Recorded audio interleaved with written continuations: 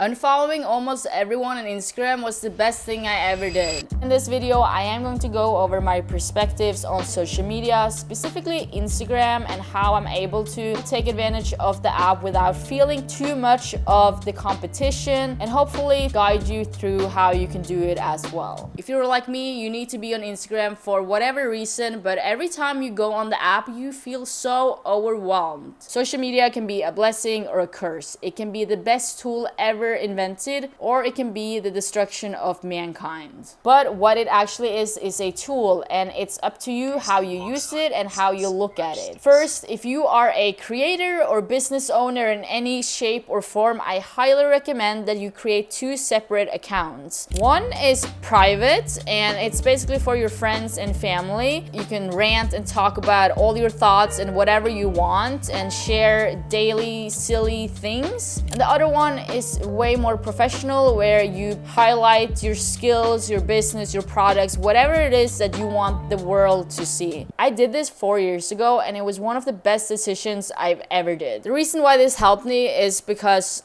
I was able to express myself more freely on each account. On my creative account, I could now talk and post projects without feeling judged in a way. Like, the people who followed me and that I followed back were all in the same niche or in the same industry. When I posted creative things on my private account, I felt I was spammy, I felt no one cared about it, and I didn't reach the audience I wanted to reach. And the other side of this, if you are going through stuff in life, but you might not want to tell everyone, aka the world, the public, about it, that is what your private account is for. And yes, I know there is a close friend feature, but still, I think it's just good to have two separate accounts. Also, if you are a creator, you know how important it is to network. Network. And if you go to an event and someone asks you for your Instagram, because that's what people ask you, you want to give them your Instagram that actually show your goddamn work. First impressions matter, and that is sort of what social media is all about, especially for creators. Believe me, creating two separate accounts will feel like a relief. You basically want to have one focus for one thing. Now, before I dive further into the topic of this video, I want you to ask yourself this very important question. What do you use social media for?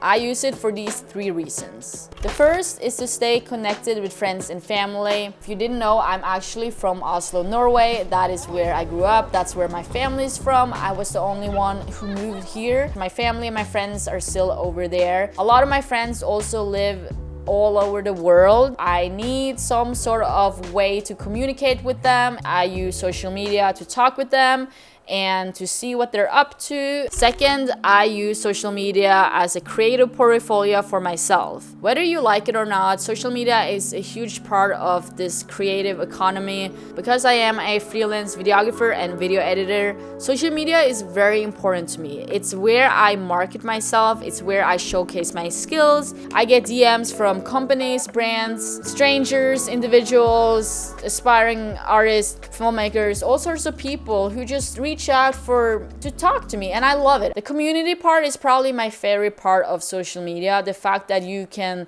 talk with anyone in the entire world in a split second like that and actually create a connection, that is beautiful. I think it is crucial that you post your work on social media. At least post your best and most proud work and what you hope to get hired for, and talk about it. And as I mentioned earlier, networking is key, and if you meet people in real life, they will probably ask you about your Instagram, and if you don't have one, or if you don't have a very good one that is not up to date, like, to me, that's a red flag. If you have a personal brand where you talk about yourself, your values, your experiences, that is so important. That is a huge bonus because people get to know you and your story. The minimum is to show your work, show your skills, and to communicate whatever it is you're trying to do. I would put that as like highlights or in my bio, or make even a couple of videos or posts about that. You can be the best filmmaker in the whole goddamn world, but if no one knows who you are, does it really matter? And the last reason, the thing that is going to tie the title of this video together, is this. I use social media to look for inspiration, but in a very limited way. Let me explain. I unfollowed almost everyone on my creative Instagram because instead I go on social media for the two reasons that I first mentioned, or I do it to look for inspiration. But the problem is this: because Instagram forces you to go through one post at a time, I need to do a lot of scrolling before I find a post that I genuinely like. The more people I follow, the more scrolling I had to do.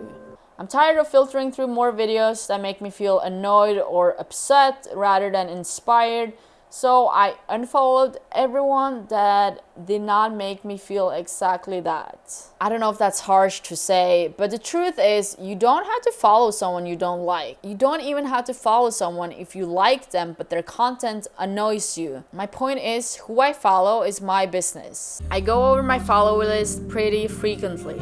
And it's not because of a follow to follow ratio. I know that's what people think when they go on my profile, that that's what I care about. It truly is not. It's the fact that every time I open this app, I get spammed. And I mean spammed by content that I don't like, content I don't care about, and I'm just so tired of it. I get so overwhelmed that I end up just closing the app. And sometimes that's a good thing. I don't probably need to be on the app. I end up missing a lot of great content from people I do like.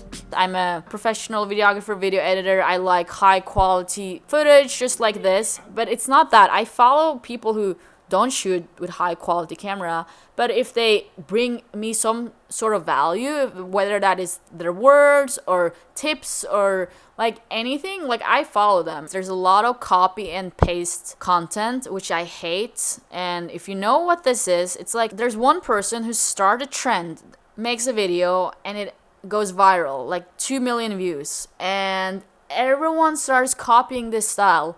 The fucking music, the editing, even the fonts and the colors. And now thousands of people are doing the same. It's just like there's no originality anymore. And I'm not saying I'm the most original person on earth and I'm not copying anything. Of course, I get inspired from people. I take bits here and there. Of course, people are looking for a shortcut to success in the creative market, and they see a viral video and they think, oh, I can do that too. I want to get 1 million views. And they just follow literally step by step everything that someone has done, and they do the same. And sometimes it works for them. Like they also go viral, but there's no value in this. It's literally just a pretty video, a cinematic video with like an emotional song and then maybe like fucking text on the screen. And this is why I'm back on YouTube. I think it's harder to replicate people's style because YouTube is long form. It takes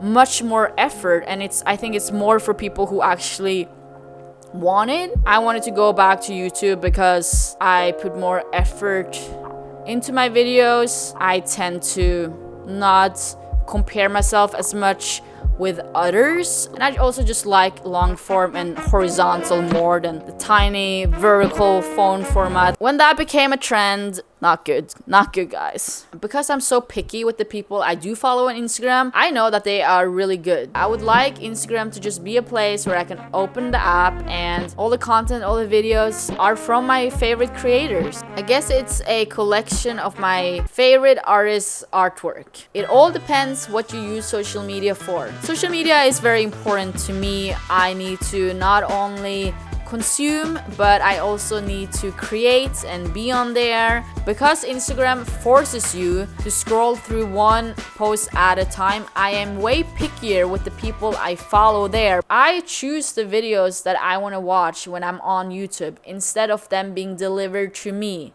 And I think that's the biggest difference between the two apps and why I'm switching fully to YouTube. In the end, social media is truly what you make of it. If you go in with no intentions, no rules, nothing, and you just doom scroll, then social media can become a very dark place. But if you set some rules to yourself, you pay attention to your screen time, and you take advantage of what it actually can do, which is networking and reaching people all over the world, then social media might not be as bad as we think. Deleting social media was never really an option for me because I need to talk and stay in touch with my friends and family on the other side of the world somehow. And yeah, social media is just the easiest way to do it. Let me know your thoughts on unfollowing people on social media. Is it really that bad? And as always, until next time.